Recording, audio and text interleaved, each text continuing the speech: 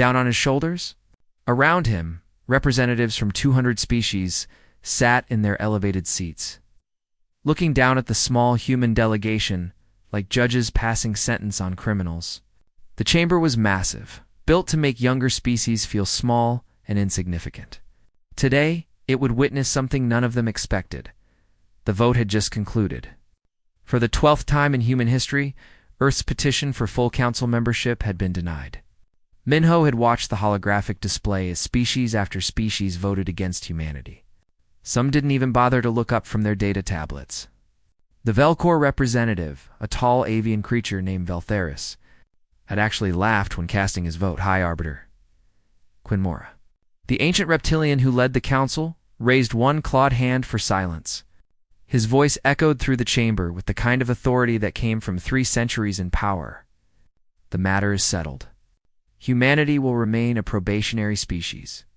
Furthermore, the Council has determined that human colony worlds in the outer territories represent a security concern. These worlds will be placed under Council protection, effective immediately. Minho felt Captain Jiwon Kim tense beside him. The military officer's hand moved toward her sidearm before she caught herself. Minho placed a gentle hand on her arm and shook his head. This wasn't the time for anger. This was the time for clarity. "High Arbiter," Minho said, his voice calm and clear. "May I address the council?" Quinmora waved dismissively. "You may speak, but the decision stands. The council does not reverse its judgments." Minho walked forward, his footsteps echoing in the sudden silence. He had prepared a dozen speeches for this moment, arguments and pleas, and carefully crafted diplomatic language. He discarded all of them. The time for begging was over. 47 years ago, humanity received an invitation to join this council. We were told it was an honor. We were told that cooperation between species would make the galaxy stronger and safer. We believed those words. Minho paused, looking around at the assembled aliens. We believed them so completely that we gave everything we had. He pulled up a holographic display. Numbers filled the air, cold and undeniable. Human ships defended council borders in 17 conflicts. Human scientists shared technological breakthroughs freely, asking nothing in return. Human colonies supplied resources at below-market rates to support council initiatives. Human diplomats worked day and night to mediate disputes between member species. Veltheris clicked his beak dismissively. All probationary species contribute. That is the price of council protection. Protection, Minho repeated the word slowly. Is that what you call it when you deny us the right to vote on our own future?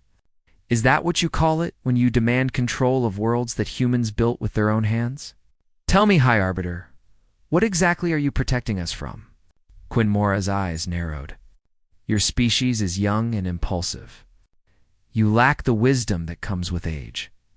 The Council has maintained galactic peace for 10,000 years. We know what is best. Minho nodded slowly. I see.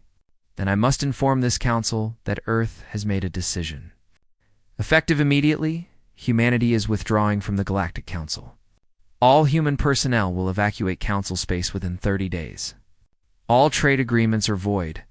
All military support agreements are canceled. All technological exchange programs are terminated. The chamber erupted. Representatives from 100 species began shouting at once. Quinmora slammed his staff against the floor, the sound like thunder. You cannot simply leave. You have obligations, contracts, treaties, all of which were signed under the understanding that humanity would be treated as an equal partner, Minho said. His voice remained calm, but there was iron beneath the words. You have made it clear that we will never be equals in your eyes. Therefore, we choose to leave. We will honor our existing contracts to the letter, but we will sign no new ones. After 30 days, human space will be closed to council ships. Veltheris stood, his wings spreading in an impressive display of dominance. You are fools. Without the council, your species will collapse. You have no idea how to navigate galactic politics without our guidance. You will come crawling back within a year, begging for readmission on even worse terms. Captain Jiwon finally spoke, her voice cold and hard. Try us. Minho turned to leave, the rest of the human delegation falling in behind him. Behind them, the council chamber descended into chaos. Some species were arguing that humanity should be forced to stay. Others were already calculating how to exploit the departure. A very few, sat in silence and looked worried. As they walked through the corridors toward the docking bay, Giwan leaned close to Minho. "Did we just make the biggest mistake in human history?" "No," Minho said quietly. "We just corrected one. Staying would have been the mistake. They will never respect us as long as we keep begging for their approval." The human ships were already preparing for departure. Across council space, human personnel were packing their belongings and saying goodbye to alien colleagues who had become friends. Some of those aliens wanted to understand. Others were angry. Most were simply confused. How could humanity survive without the council? Aboard the flagship Terra Nova, Giwan stood on the bridge and watched the council station grow smaller in the view screen. Around her, the human fleet assembled in perfect formation. Ships that had defended council borders for decades now turned toward home. "All ships report ready for transit," the navigation officer announced. "Take us home," Giwan ordered. "And send a message to all human colonies. Tell them we're coming back. Tell them we're done asking for permission to exist." The ships engaged their drives and vanished into the dark, leaving behind only silence. In the council chamber, High Arbiter Quinmora stared at the empty space where the human delegation had stood. Around him, representatives argued and schemed and plotted. None of them understood what had just happened. They thought humanity was running away in defeat. They would learn their mistake. But not today. Today, humanity simply walked away, heads high and dignity intact. What came next would surprise them all. Back on Earth, Director Haijin Lee received the news of the withdrawal in her laboratory. She read the message twice, then smiled slowly. For 47 years, the Council's regulations had limited human research and development. Scientists had been forced to work within alien frameworks using alien methods, following alien rules. That was over now. She pulled up her most ambitious project files, the ones she'd been forced to shelve because they violated Council protocols. Her fingers moved across the keyboard, opening channels to research facilities on Mars, Europa, and Titan Station. "Everyone," she sent the message across all human scientific networks. "The restrictions are lifted. I want proposal submissions for everything we couldn't do before. We're done playing by their rules. It's time to show them what humans can really do." The response was immediate. Within hours, thousands of proposals flooded the network. Ideas that had been locked away for decades suddenly had a chance. The human scientific community, freed from chains they had barely noticed, began to stretch and grow and reach for possibilities that the Council had never imagined. The galaxy would remember this day. Not as the day humanity made a mistake, but as the day everything changed.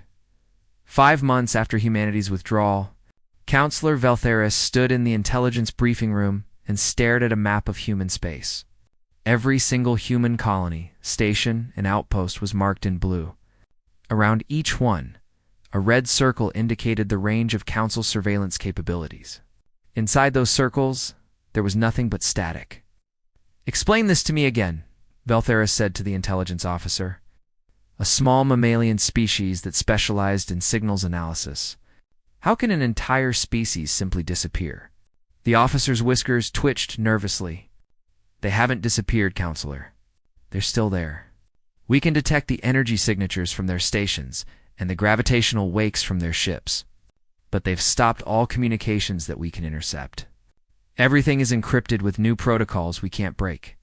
Our agents report that human borders are completely sealed." Veltheris clicked his beak in irritation. "They'll break. Give them a year without Council trade, and they'll be desperate. Their economy will collapse without access to our markets." But a year passed, and the human economy didn't collapse. In fact, the exact opposite happened. Admiral Daeon Choi stood on the bridge of the Earth Defense Force headquarters and reviewed the latest reports with grim satisfaction.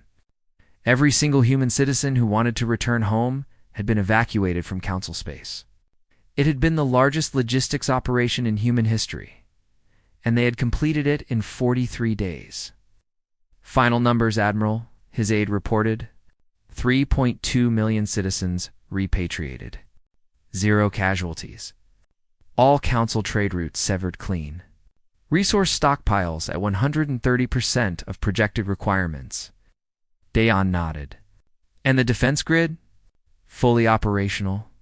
Every approach to human space is monitored. We've got early warning stations at every viable transit point. If the Council decides to force the issue, we'll see them coming 3 days out. The Admiral allowed himself a small smile. They won't come. They're too busy trying to figure out how we're surviving. Without them, let them wonder. On Titan Station, Governor Subin Kong faced a different kind of challenge. Her colony had relied heavily on imported rare metals from Council suppliers.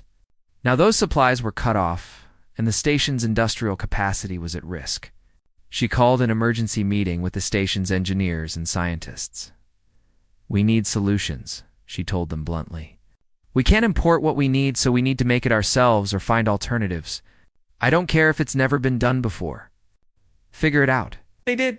Within 6 months, Titan Station had developed new mining techniques that extracted rare metals from Saturn's moons at twice the efficiency of Council methods. The techniques were shared freely across all human colonies, and soon every settlement was producing what it needed locally. The crisis became an opportunity. Trader Young-Soo Nam watched these changes from a unique perspective. He operated a small merchant vessel that had always walked the line between legal and questionable commerce. When humanity withdrew, he found himself in an interesting position. He had contacts throughout the galaxy, including species that the Council had marginalized or ignored. One day a message came through on a private channel. It was from a Torvan merchant, a species that the Council barely acknowledged. The message was simple. "We hear humanity is trading independently now. We have goods you might want. Are you interested?" Young-Soo smiled and sent a reply. Within weeks, he had established trading relationships with 17 non-Council species. They were small operations, nothing like the massive Council trade networks. But they were honest, fair, and mutually beneficial. Word spread quickly through the galactic underworld. Humanity was open for business, but only with those who treated them as equals. Back on Earth, Director Hai-Jin Lee barely slept anymore. Her research teams were making breakthroughs so rapidly that she could barely keep track. Without Council regulations limiting their approaches, human scientists had discovered that many of the accepted truths of galactic science were simply wrong, or at least incomplete. One morning, Professor Yoon Ji-yoon burst into Hajin's office with wild eyes and wilder hair. "We did it," she said breathlessly. "We actually did it." "Did what?" Hajin asked, though she had a feeling she knew. "Faster than light travel. Real FTL, not the slow Council-approved drives. We found a way to fold space more efficiently. The theoretical maximum speed is 3 times what Council ships can manage." Yoonji pulled up equations and diagrams that filled the air with light. "The Council told us their method was the only safe way. They were wrong. Or they were lying." Haijan studied the data carefully. "How long until we can build a working prototype?" 6 months, maybe less. "But, Director, there's more. If we're right about this, then everything the Council told us about physics might be limited. They've been holding back progress for thousands of years, either through ignorance or intention." The news spread through the human scientific community like fire. Research teams that had been working on separate projects suddenly saw connections. The Council's technological framework wasn't just limiting, it was fundamentally flawed. Humans began developing technologies that shouldn't have been possible, according to Council Science. 2 years after the withdrawal, Captain Ji-won Kim commanded a new kind of ship. The Indomitable was built using human-only technology, incorporating all the breakthroughs that had come from unrestricted research. It was faster, more efficient, and more powerful than anything humanity had fielded before. And it was just the first of its kind. She took it on a shakedown cruise through the outer colonies. And everywhere she went, she saw the same thing. Human settlements were thriving. New stations were being built. The population was growing. Children who had been born in Council space were now growing up free, never knowing what it meant to be a probationary species. Captain? "We're receiving a transmission," her communications officer reported. "It's not on any standard council frequency. Looks like it's coming from an independent system. Put it through," Guan ordered. The face that appeared on the screen was distinctly non-human, with crystalline features and eyes that glowed softly. "Human ship. This is Ambassador Talon of the Kresh Collective. We are not members of the Galactic Council. We have observed your species development with great interest. We would like to discuss a possible trade and mutual defense agreement." Guan glanced at her first officer, then back at the screen. "Ambassador Talon, this is Captain Jiwon Kim of the Earth Defense Force. We would be very interested in such discussions. Please transmit your coordinates." It was the first of many such contacts. Species that the Council had overlooked or dismissed began reaching out to humanity. Some wanted technology. Some wanted trade. Some simply wanted allies who would treat them with respect. Humanity evaluated each request carefully. But the message was always the same: we deal with equals, not supplicants. 3 years after the withdrawal, High Arbiter Quinmora convened a special session of the Council. Reports from the border regions were troubling. Human ships were appearing in places they shouldn't be, moving faster than they should be able to move. Human colonies were expanding into territories the Council had designated as restricted. And most troubling of all, dozens of minor species were now trading with humanity instead of going through Council channels. "We need to address this situation," Quinmora told the assembled representatives. "Humanity is becoming a destabilizing force in the galaxy. We should consider economic sanctions, or even military action." But the response was not what he expected. Several council members, particularly those from younger species, objected strongly. "Why?" demanded a representative from the Koran Confederacy. "Because they refuse to be treated as children? Because they're succeeding without us? Perhaps the problem isn't humanity. Perhaps the problem is how we've structured this council." The debate raged for hours, but no consensus emerged. The council was fracturing, and humanity wasn't even in the room to see it. They were too busy building their future to care about the council's problems.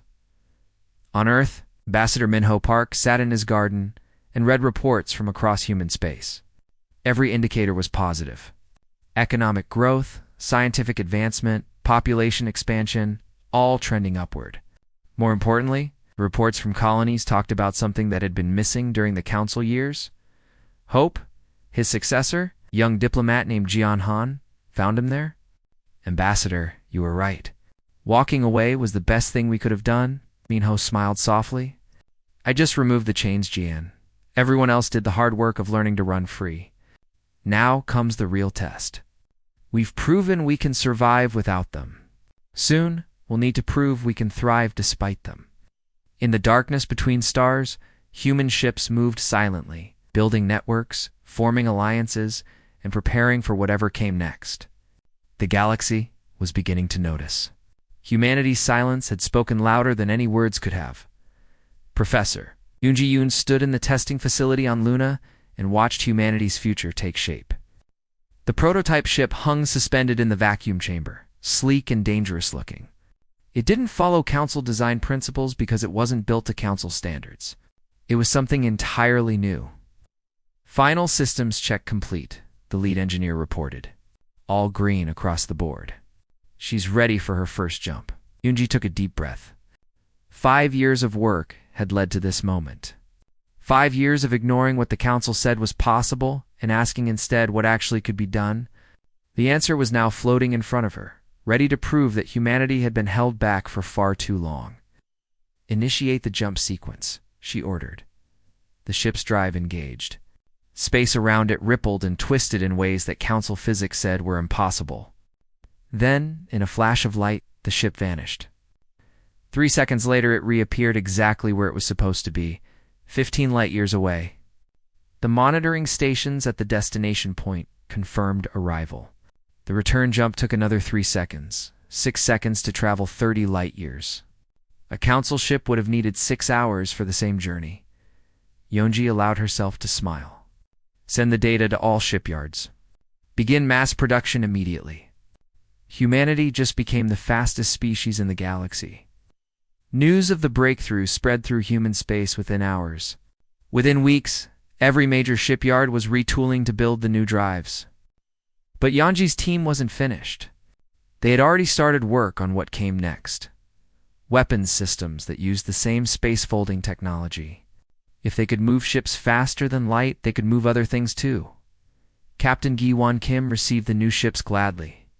Her fleet had been operating with conventional drives, good enough for defending human borders, but limited compared to what they could be doing. Now, with ships that could cross human space in hours instead of days, everything changed. "We can respond to any threat before it becomes a problem," her tactical officer noted. "We can reinforce any colony instantly. We can project power across distances that the Council thinks are impossible." Juan nodded slowly. "And we can explore regions of space that were previously too far to reach. Plot courses for the unmapped sectors beyond the rim. Let's see what's out there that the Council never bothered to look for." But humanity's technological awakening went far beyond faster ships. In laboratories across human colonies, Scienti STS were making breakthrough after breakthrough. New power generation systems that produced 10 times more energy than Council reactors. New materials that were stronger and lighter than anything in the galactic database. New medical treatments that extended human lifespans and improved quality of life. The breakthroughs weren't random. They followed a pattern that Director Hai-Jin Lee had identified early on. Council science was conservative and rigid because the Council itself was conservative and rigid. They had found methods that worked well enough and stopped looking for better ones. Humans, younger and more flexible, kept asking what if and why not. The Council achieved stability, Hai-Jin explained to a gathering of human scientists. But stability is just another word for stagnation. They stopped pushing boundaries because they were comfortable. We're not comfortable yet. That's our advantage. 5 years after the withdrawal, independent journalist Min-seo Wang received an unusual assignment. Her editor wanted a comprehensive investigation into what humanity had been doing since leaving the Council. Min-seo was a Torvan, a species that the Council barely acknowledged, and she had no love for the Council's hierarchies. But she was also a good journalist, which meant she approached the story with skepticism. She spent 3 months traveling through human space, interviewing colonists, scientists, traders, and military personnel. What she found surprised her. Humanity hadn't just survived without the Council. They had flourished. More than that, they had started building something new. 37 species, she reported to her editor. That's how many non-Council species have signed cooperation agreements with humanity. Not dominance agreements, not protection treaties. Equal partnerships. They're building an alternative to the Council right under the Council's nose. Her editor was skeptical. 37 minor species can't compete with the Council. They don't have the resources or the influence. Not individually, Min-seo agreed. But together? And with human technology supporting them? I'm not so sure. I watched a human delegation meet with Kresh ambassadors. The humans treated them with the same respect they'd give to a major power. When was the last time the Council did that? She published her report through independent networks, carefully avoiding Council censors. The response was immediate and overwhelming. Species across the galaxy read her words and started asking questions. Why were humans succeeding, where conventional wisdom said they should fail? Why were minor species flocking to them instead of begging for Council attention? The report landed on Counselor Valtheris's desk like a bomb. He read it 3 times, each time feeling his anger grow. The humans were supposed to have failed by now. They were supposed to be begging for readmission. Instead, they were building their own alliance network and advancing. Technologically, at an impossible rate. He called for an emergency council session. The human situation has become critical, he announced to the assembled representatives. They're developing technologies that violate Council safety protocols. They're forming unauthorized alliances with unregulated species. They're expanding into territories without proper Council oversight. We must act. High Arbiter Quinn Mora listened to the arguments with growing concern. Valtheris wanted economic sanctions. Other representatives suggested military pressure. A few voices argued for opening diplomatic channels to negotiate humanity's return. But there was no consensus. The council that had governed the galaxy for 10,000 years couldn't agree on how to handle one species that had simply walked away. "We need more information," Quinmora finally decided. "Send intelligence assets to gather detailed reports on human capabilities. We cannot act blindly." But human intelligence had anticipated this response. Admiral Dayan Choi had spent 5 years building a security apparatus that rivaled anything in the galaxy. Every approach to human space was monitored. Every spy was identified. Every probe was tracked. "We've detected 14 Council intelligence operations in the past month," his security chief reported. "All have been neutralized or fed false information. They think we're stronger than we are in some areas and weaker in others. Let them make their decisions based on bad data," Jan approved. "The longer they underestimate us, the more time we have to prepare for whatever comes next. Keep feeding them contradictions. Make it impossible for them to get a clear picture." Trade routes continued to shift. Species that had always traded through council channels found it easier and more profitable to deal directly with humans or with the growing network of human-aligned species. Council merchants began to complain about lost revenue. Council officials dismissed their concerns. The changes were minor, they said. Temporary. Everything would return to normal once the humans came to their senses. But on frontier worlds and independent stations, everyone could see the truth. A new order was emerging, one that didn't have the Council at its center. Humanity wasn't trying to replace the Council. They were simply building an alternative, one that offered real partnership instead of patronizing protection. Governor Zhu Bengkong hosted a trade conference on Titan Station. Representatives from 23 species attended, including several that had never spoken to each other before. The Council would have needed months of bureaucracy to arrange such a meeting. Humanity did it in 3 weeks. "The rules are simple," Subin told the assembled delegates. "Everyone trades freely. Everyone honors their agreements. Everyone respects everyone else's sovereignty. If you have a dispute, we'll help mediate. If you need support, we'll help if we can. What we won't do is tell you how to run your own worlds or treat you like children who need supervision." The conference was a success. New trade agreements were signed. New partnerships were formed. And word spread further across the galaxy. There was an alternative to the Council now. An alternative that treated you as an equal. No matter how old your species was or how many worlds you controlled, Captain Guan Kim took her fleet on a long-range exploration mission to the Galactic Rim. They found 3 habitable worlds that Council surveys had missed or dismissed as too difficult to reach. They also found evidence of ancient civilizations that had existed before the Council. Species that had achieved technological wonders and then vanished into history. "It makes you wonder," her science officer said, studying the ruins of an ancient city. "How many other species walked away from whatever system governed them? How many found something better?" Jiwan smiled. "Or maybe they built something better. Maybe that's what we're doing too." Back in Council space, High Arbiter Quinmora received the intelligence reports he had requested. They were contradictory, confusing, and deeply troubling. Human ships that moved faster than physics allowed. Human weapons that shouldn't exist. Human alliances that made no sense according to galactic political theory.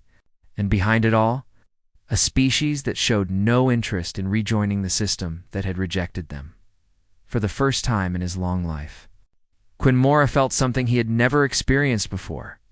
Uncertainty. The galaxy was changing, and the Council wasn't leading that change. Someone else was.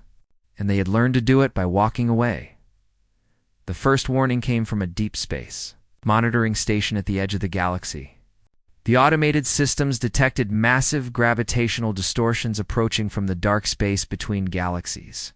By the time sentient beings reviewed the data, it was already too late to prepare properly. They came in thousands. Ships larger than cities.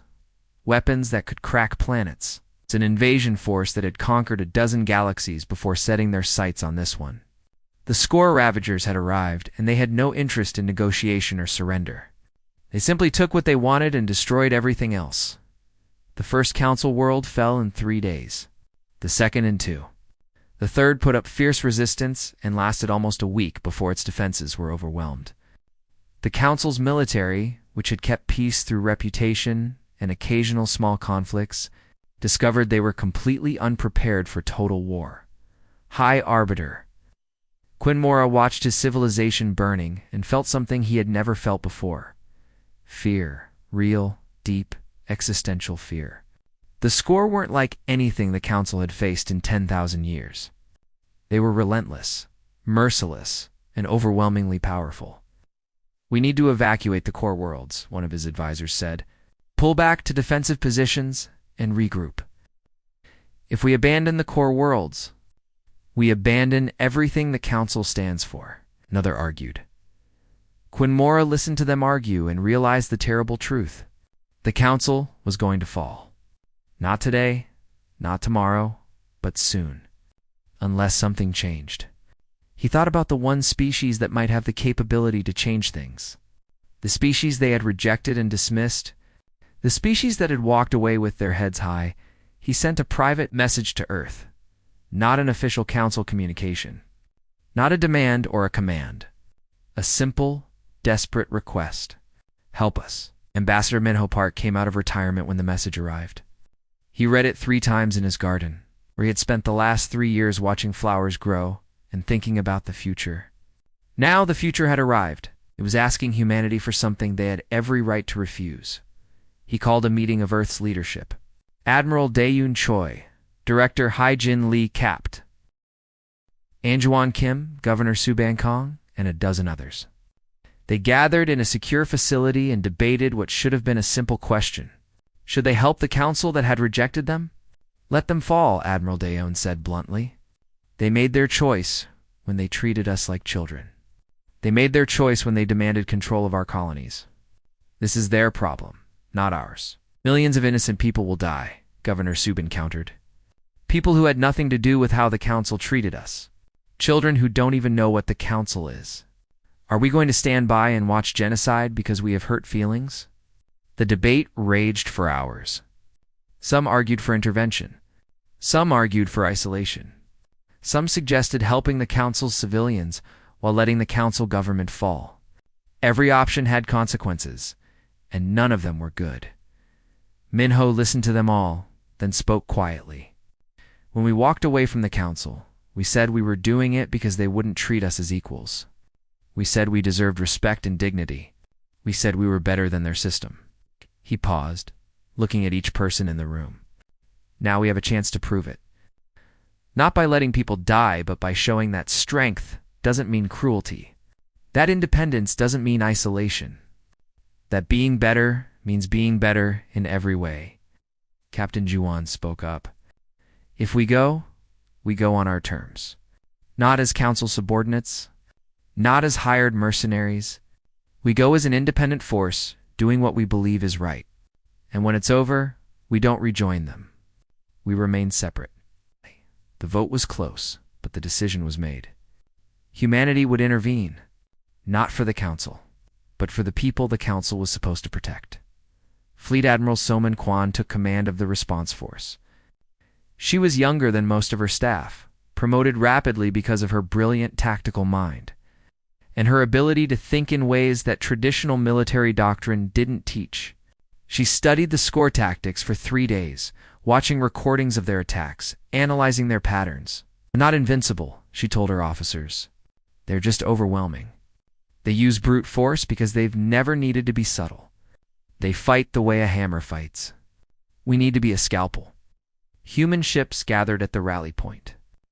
Not just military vessels, but the new explorer ships, the fast courier ships, even converted mining vessels equipped with weapons.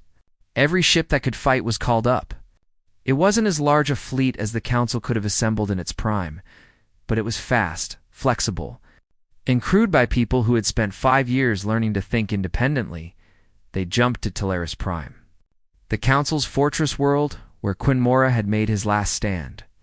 The battle was already underway.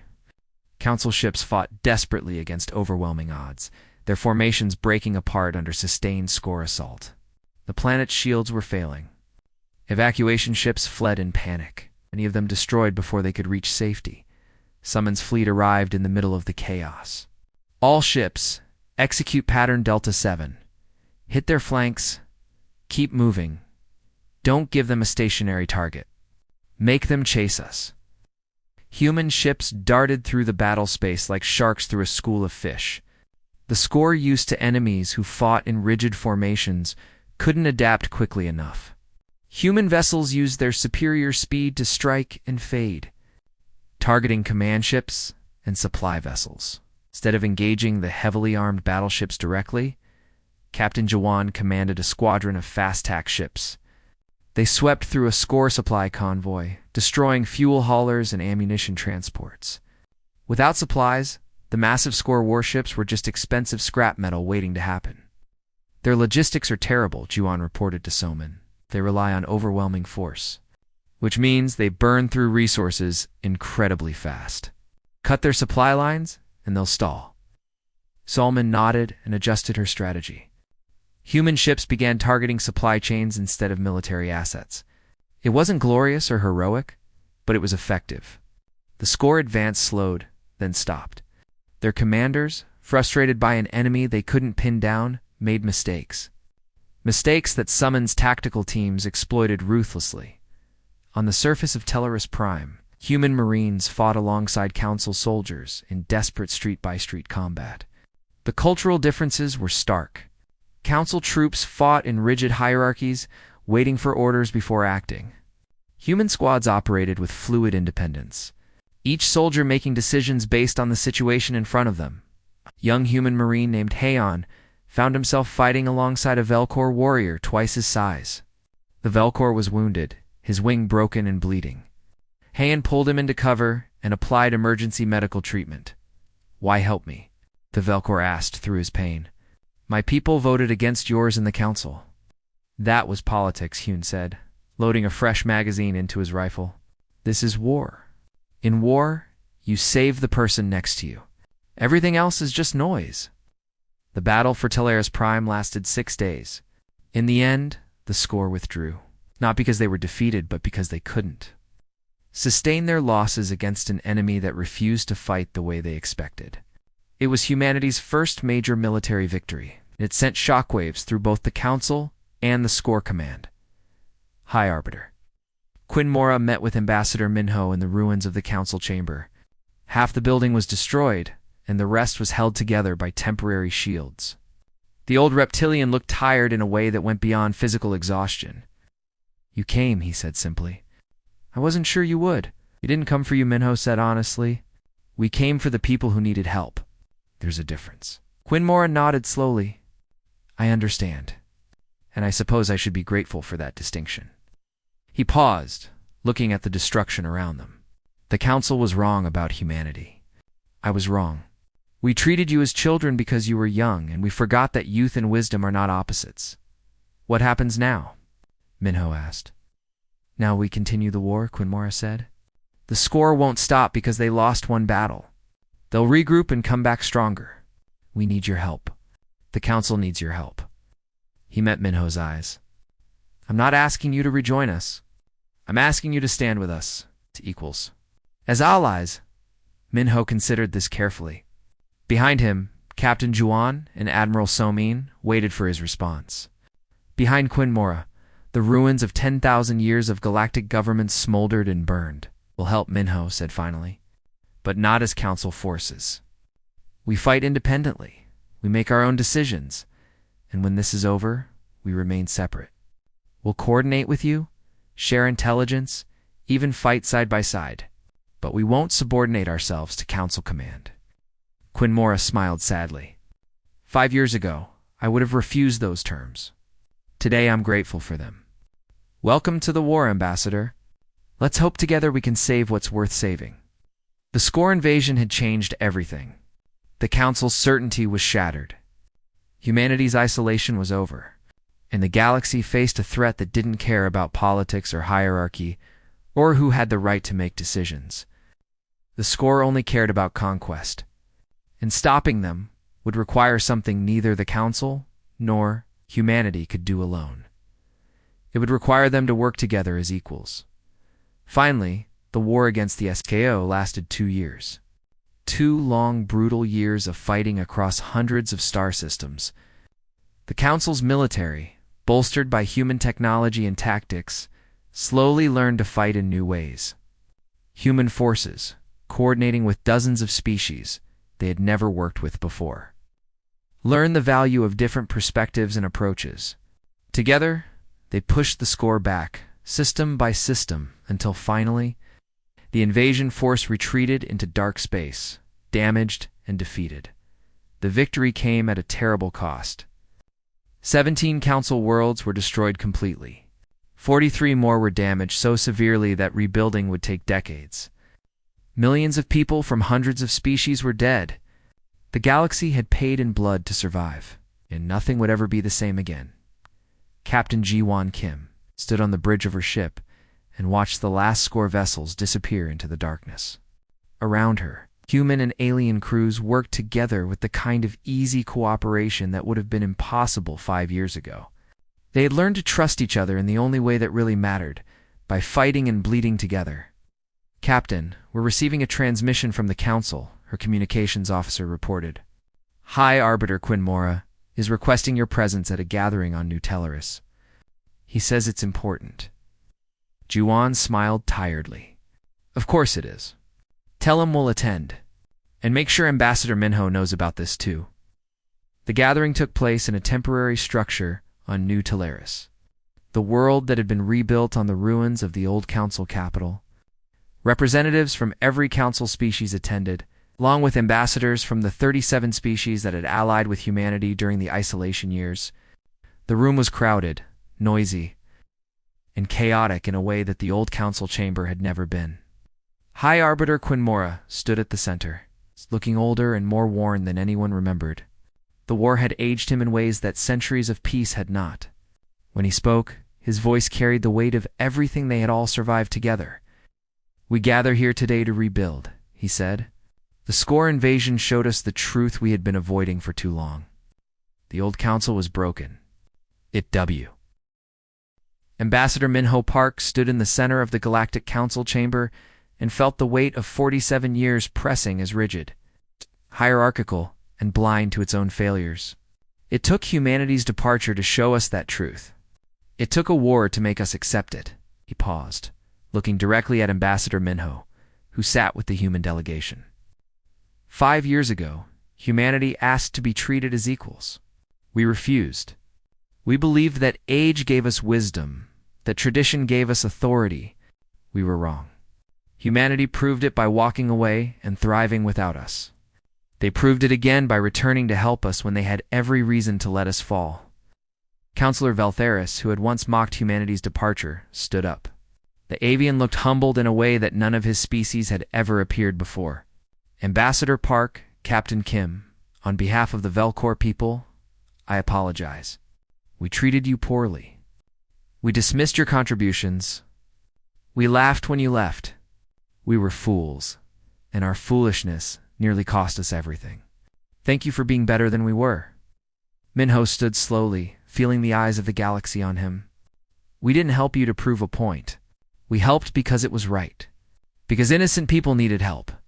Because strength without compassion is just cruelty, and independence without responsibility is just selfishness."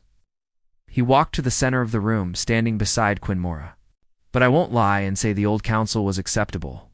It wasn't. It was a system that valued age over ability, tradition over innovation, authority over cooperation.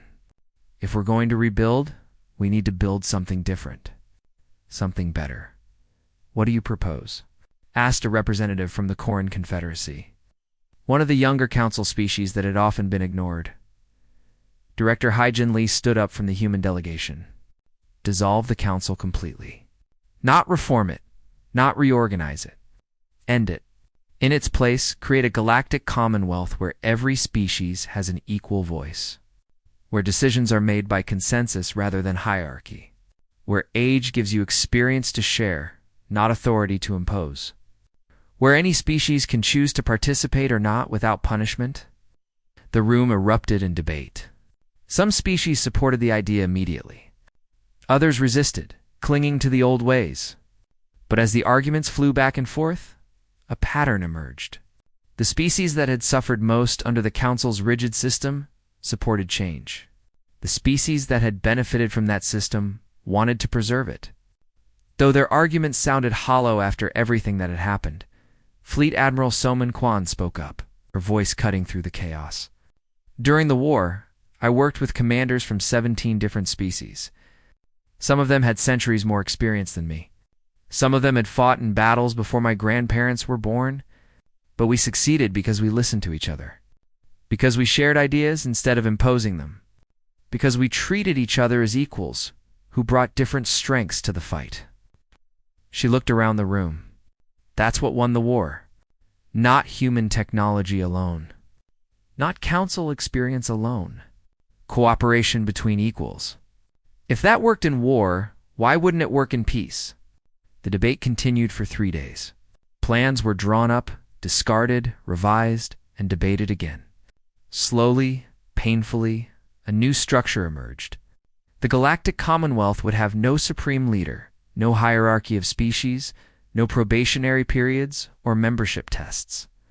Any species could join as a full member from day one. Decisions would be made by democratic vote. With each member species having one vote regardless of size or age, there would be no military command structure, but member species could coordinate defense through mutual agreements.